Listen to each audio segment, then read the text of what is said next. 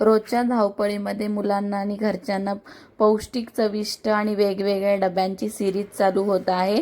तर त्याच्यामध्ये आज आपण बनवणार आहोत पालक मूग डाळीचे धिरडे आणि त्याचबरोबर डीप दही आणि मोठ्या सुट्टीसाठी मटकीची भाजी. त्याच्यासाठी मी मटकी स्वच्छ धुवून घेतलेली आहे.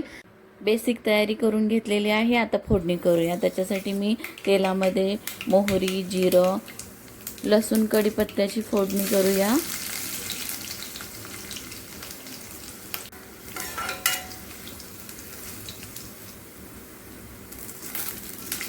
चांगलं परतून घेतलं की त्याच्यामध्ये आपण कांदा टाकूया.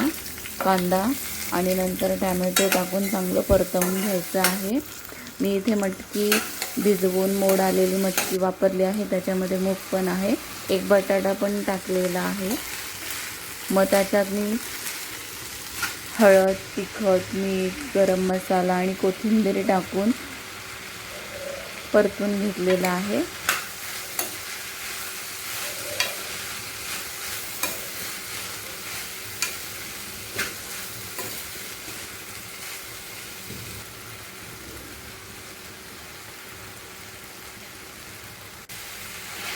पाणी घालून चांगलं शिजू द्यायचे आहे.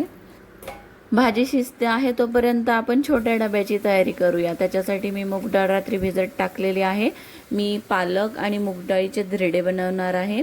त्याच्यामध्ये पहिल्यांदा मूग डाळ, लसूण, आलं, मिरची आणि जिरं टाकून ते बारीक करणार आहोत. नंतर त्याच्यामध्ये परत पालक पण बारीक करणार आहोत. जसं थोडं पाणी टाकून छानसं ग्राइंड करून घ्यायचं आहे. आपल्याला जसं बॅटर तयार करतोय ना तसं बॅटर तयार करायचं आहे. मीठ टाकून, तुमच्याकडे चाट मसाला असेल तर चाट मसाला, कोथिंबीर, तुम्हाला आणखी भाज्या हव्या असतील तर भाज्या तुम्ही टाकू शकता.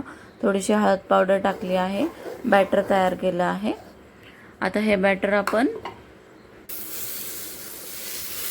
जसे डोसे करतो ना तसे आपण थोडे जाडसर असे धिरडे टाकणार आहोत.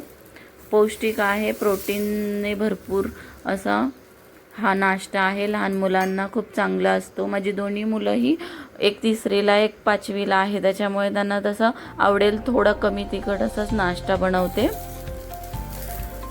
त्याच्याबरोबर मी डीप दही दिलेलं आहे. पोरांना शक्यतो दही नाही आवडत आहे, त्याच्याबरोबर केचप दिलं तरी चालेल, पण मी डीप दही दिलेलं आहे. त्याच्यामध्ये लसूण, मिरची, कोथिंबीर आणि पुदिन्याची पेस्ट करून दह्यामध्ये, घट्ट दह्यामध्ये मिक्स करून असं टाकलं होतं.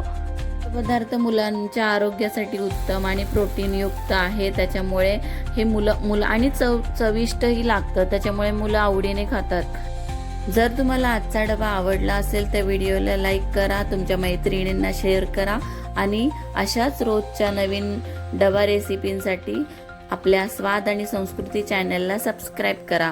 पुन्हा भेटूया शाळेचा डबा सिरीजच्या पुढच्या भागात.